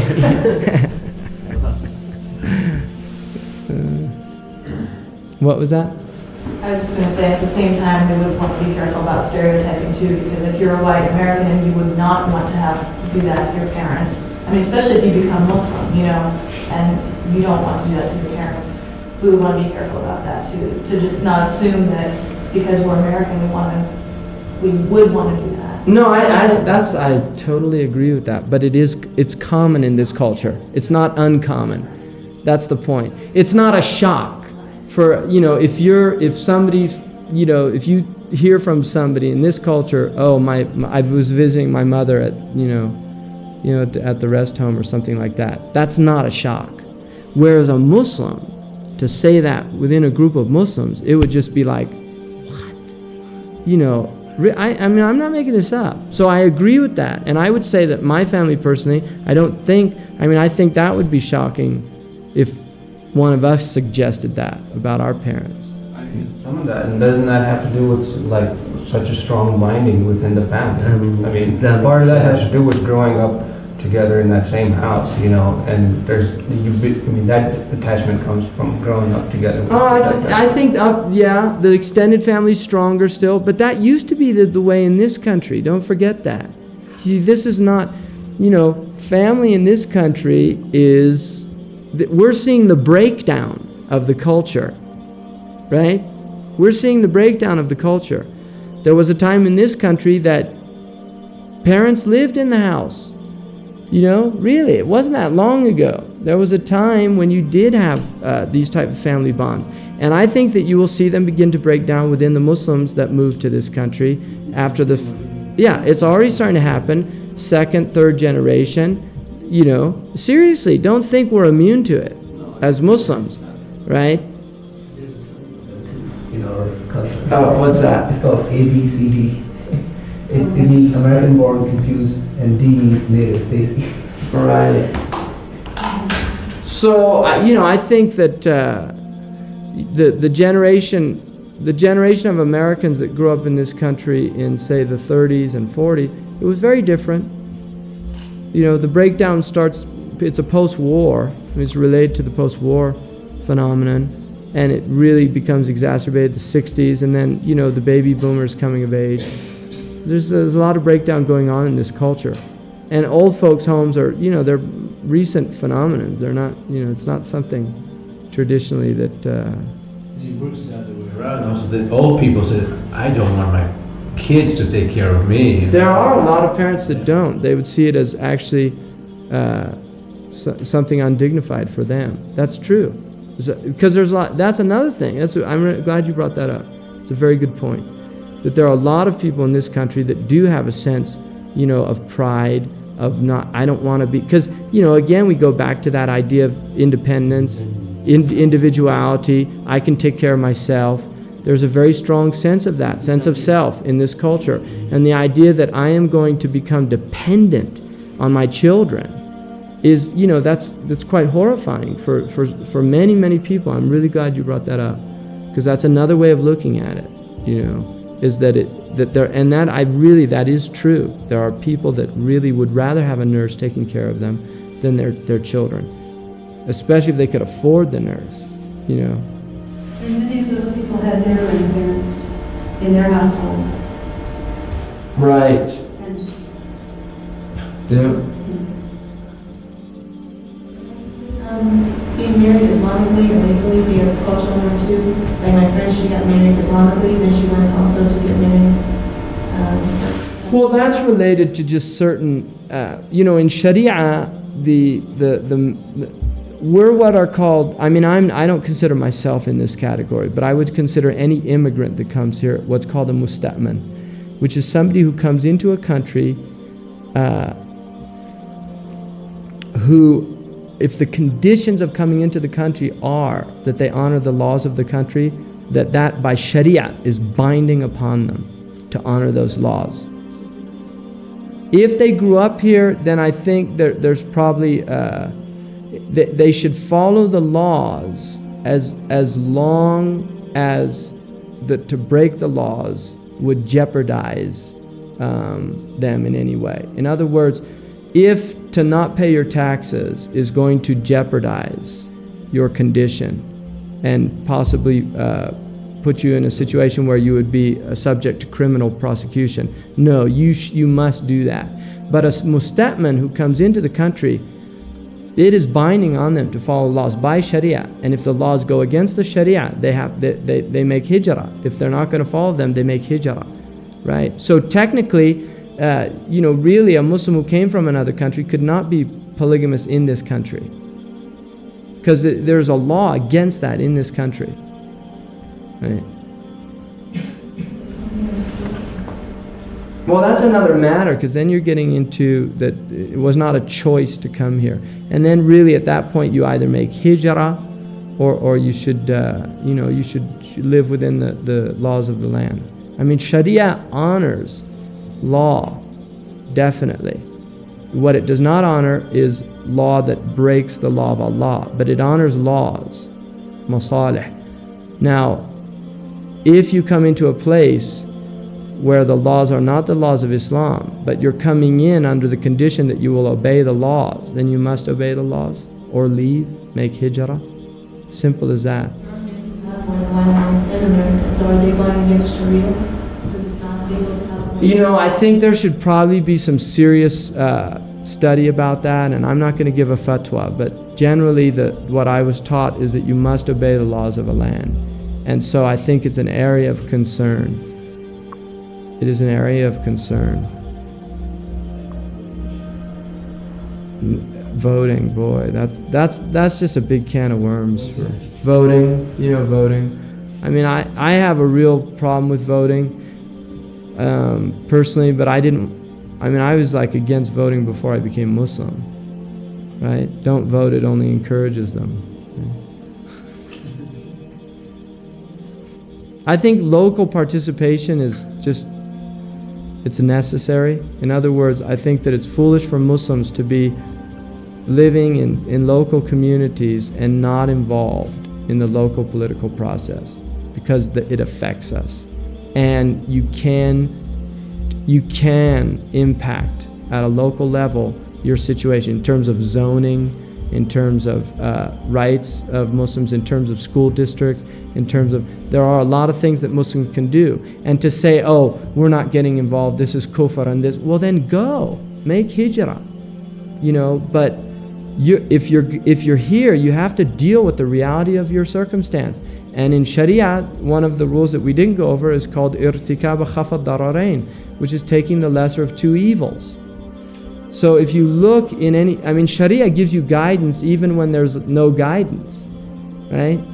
It tells you what to do in circumstances even where, for instance, we would say that the political process that is other than the law of Allah it's a shar, it's an evil.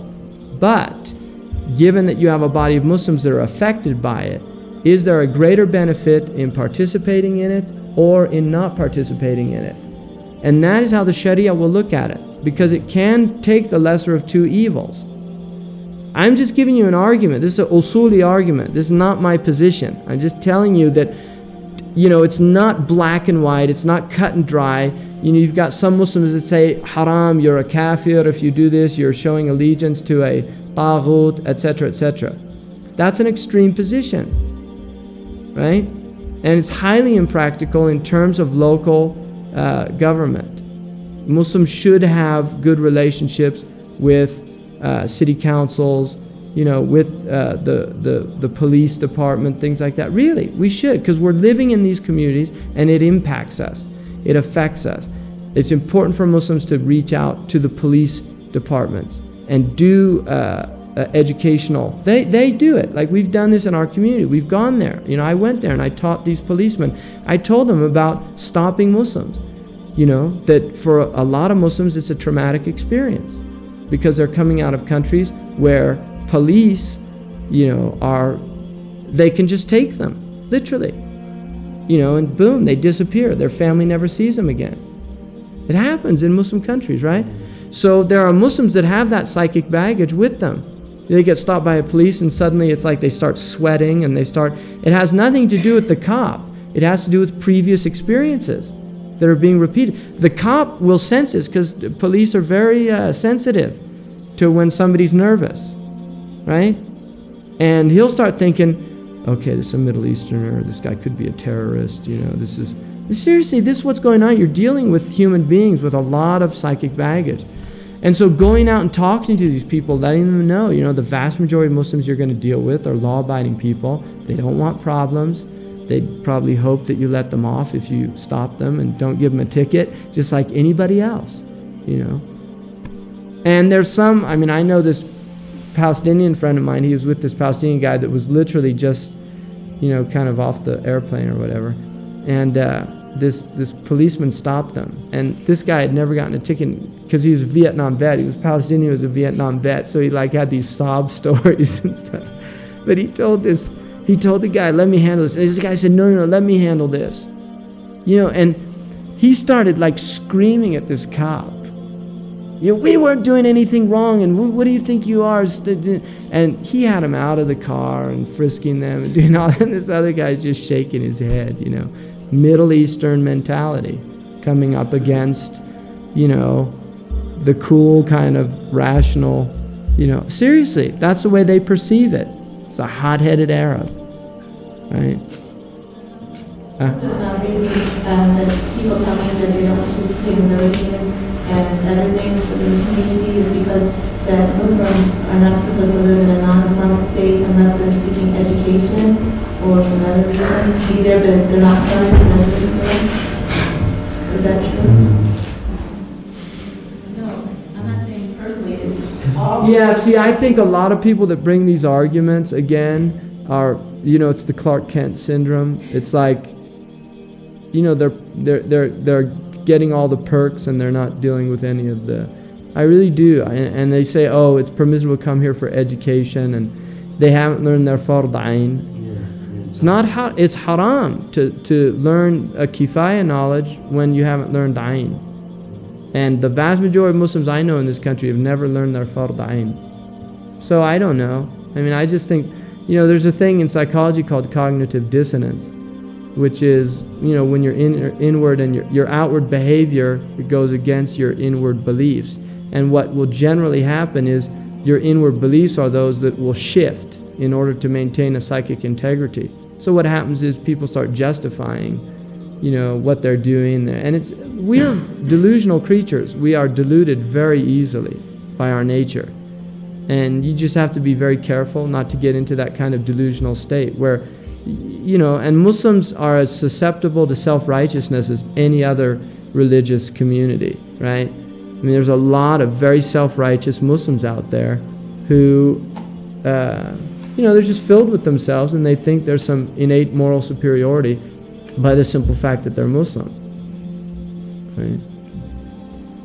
Which is not true. The Qur'an says, فَاسْتَبِقُوا الْخَيْرَاتِ. Allah tells the different religions, vie with one another in righteous actions. In other words, prove that you're better by your actions, not just by your words. Right? So,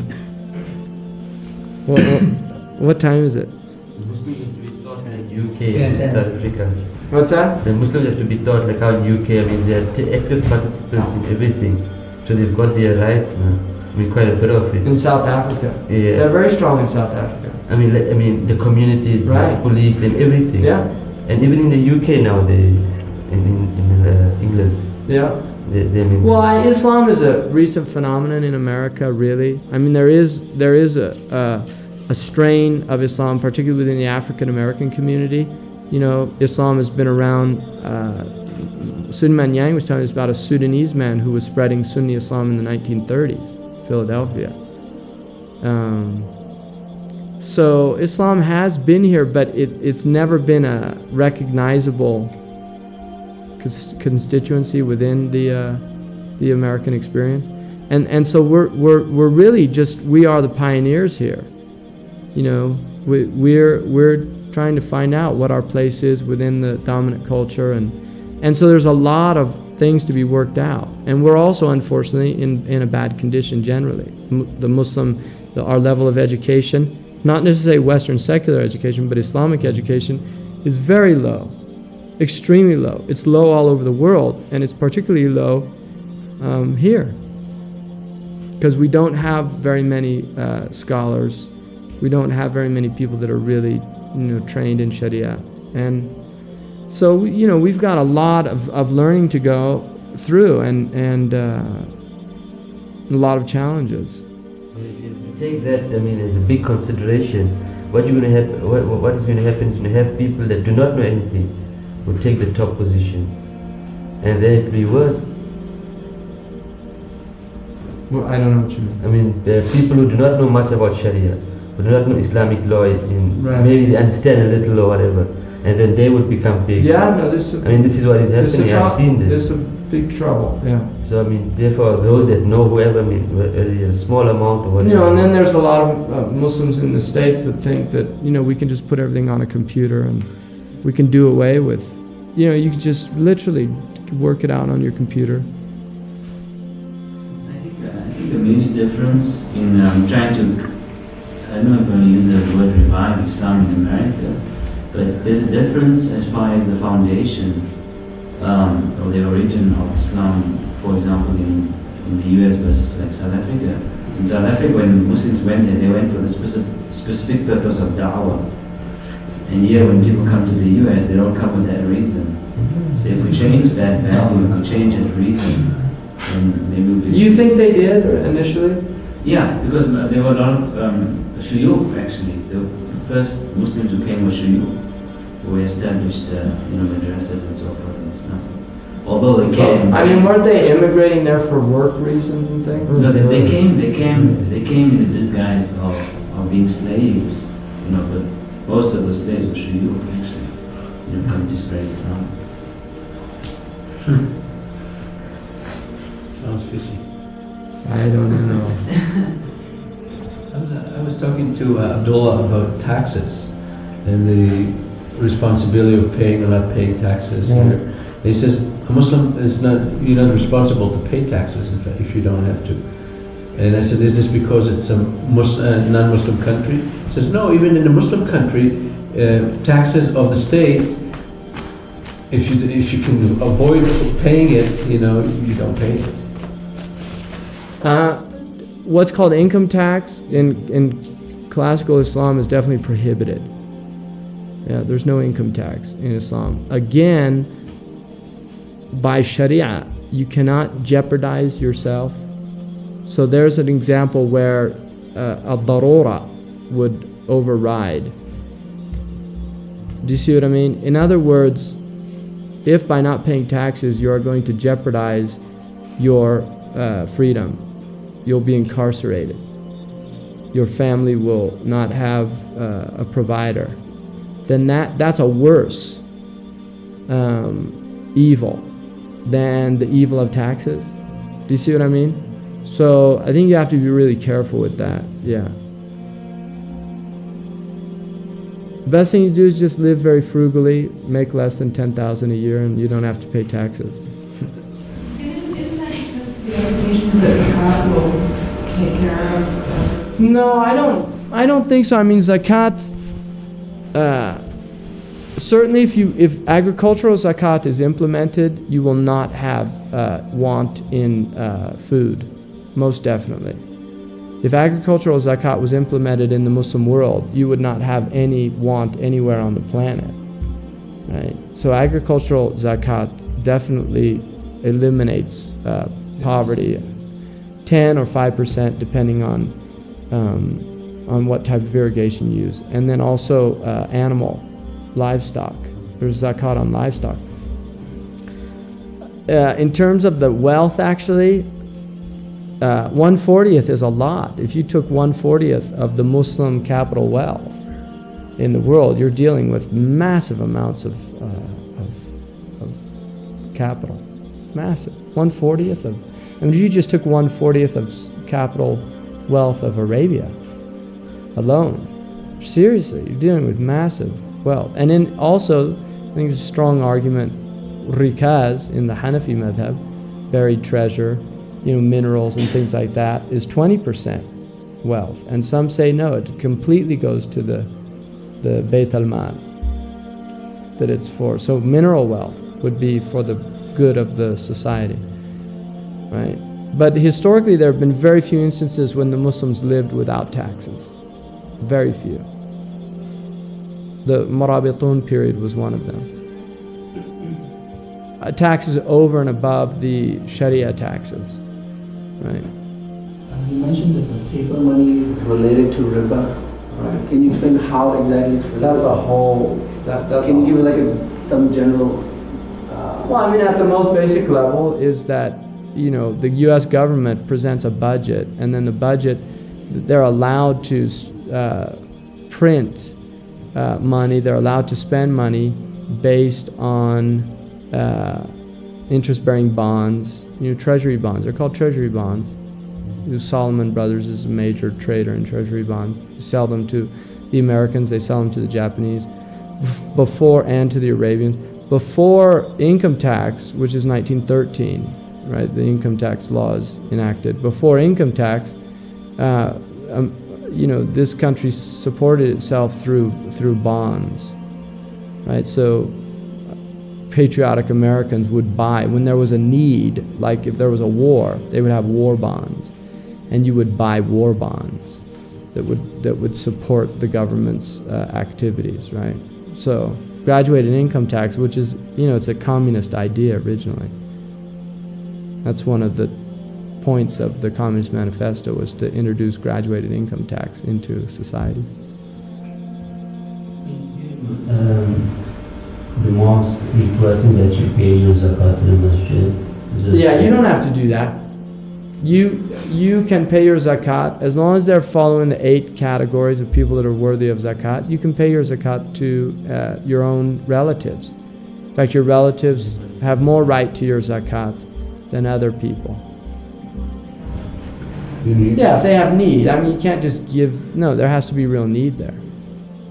Because that's a hila, that's like a way of trying to abuse the Shari'ah, to give it. Some people, they give it their wife.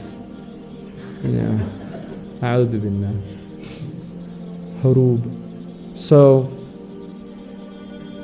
what about the fatwa that they made in Al-Azhar about riba, that you can, as far as banks concerned, but that it's not riba if you deal with bank or something like this? That's a modern fatwa. Muhammad Abdu started that whole idea. You don't see that as right?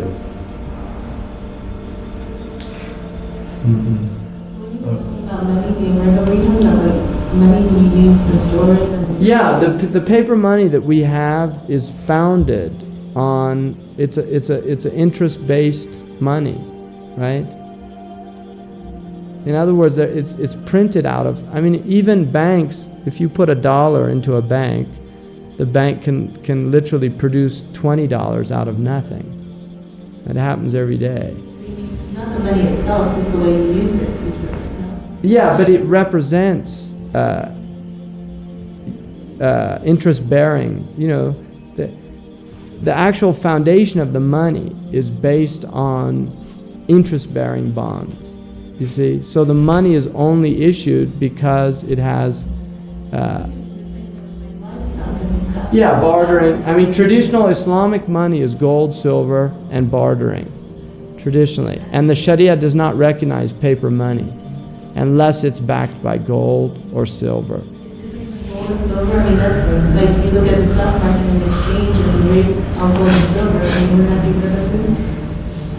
That's because it's we're living in artificial economies. If gold is your standard, you see, then the gold does not fluctuate a great deal unless there is an introduction of gold into the economy, like a new discovery. For instance, if mines are discovered somewhere and there's a lot of gold introduced into the economy, circulation, then that will cause a temporary fluctuation. But generally, gold and silver maintain their... so what we're seeing in the fluctuations of gold and silver is artificial, because it doesn't represent the true value of gold and silver, which are intrinsic. It's only gauging them by the dollar, which has no intrinsic worth whatsoever. Its worth is based on the trust of the people in the economy, based on the amount of circulation, right? Inflation. I mean, these are all mechanisms that are being gauged by the Federal Reserve Bank and things like that. Working on a necessity using the dollar, then would it not be counted as riba? Well, it's not, inshallah, it's not a wrong action because it's a darura, right? That's an example of usr, where amma al-balwa. But the Muslims are supposed to try to find ways to get out of those type situations if they can. What about the position that it's okay to invest in stocks because you're taking a risk? Yeah. My Sheikh Muhammad Ahmed Shaybani, who was one of my teachers, he just didn't give any opinions about stock because he was just bothered by them. I think the problem with stocks is that the vast majority of companies that you're investing in are doing a lot of haram stuff, right? And your money has to be pure.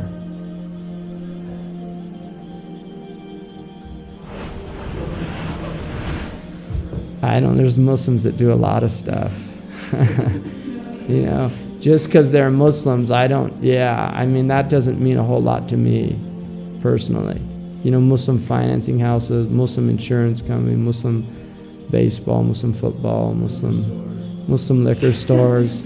There's Muslim liquor store. We've got most of the liquor stores in San Francisco are run by, a lot of them are run by quote unquote Muslims.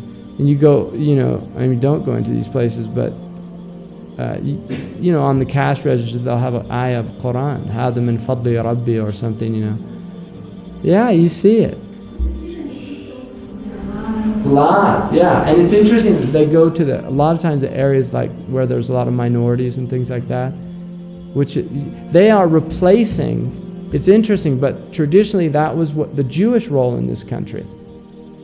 Right? In this country, the Jews would often go into ghetto areas, and they would open stores and do these things. And this is where a lot of the animosity of the host community towards the Jews came from. It's because they would see them as parasitical. They're living off our community and they're not contributing to the community. And this is exactly how the Muslims are being viewed now in a lot of the minority communities, really, which is really sad because there's just a lot of anger towards the communities. And I think it's justifiable anger, what are you doing going in as a Muslim? What are you doing going in and providing liquor for people who the liquor is literally being used to oppress them? I mean, you go into Oakland, and every third store is a liquor store. You can get, it's easier for children there to get liquor than it is to get vegetables or milk in a lot. I mean, seriously, it's unbelievable. And Muslims are participating in that. A'udhu billah. I mean, their ancestors brought light to the places they went to. Really, the Yemeni merchants, the Arabian merchants, the Indian merchants, they went around and they brought Islam to people. And these people, they're just, and they're dark. You look at them, they have no light in their faces. They're just dark people, And there was a mosque, I know a place that was built, and it was built, these guys all had liquor stores, selling pornographic magazines and liquor. And then they're at the mosque. I mean, building a mosque on that type of money and arguing about, I saw a guy come into the to a halal grocery store to buy halal meat, and somebody told me he had a restaurant, and I knew where the restaurant was, and I wanted to find out if the meat was halal, because I thought, there was a place I could take my family or something like that. And I asked him, he said, no, the meat's not halal. And I said, well, why don't you provide meat? And he said, because we only use one part of the meat, and when we use so much, it'd be really hard. We haven't found providers. And then he said, and anyway, I don't think it would change the Muslim business that much, because, we sell alcohol. And I'm thinking, what's this guy doing buying halal meat? And this is a type of real, you're dealing with some very, very psychotic conditions here, right? Because here's somebody so disconnected from reality. Like the source of his income is haram, and he's worried about the meat he's eating, whether it was dhabiha or not. And it's just very odd. Muslims really strange sometimes. He has his mother living with him, and she says it has to be halal meat or whatever he's doing. That's a nice way of looking at it.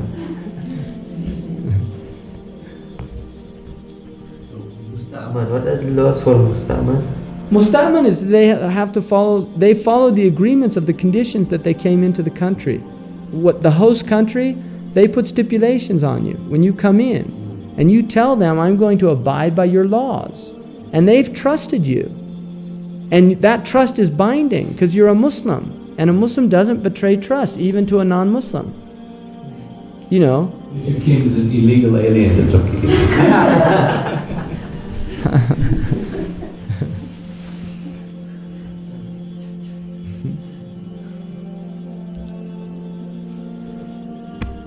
Alhamdulillah.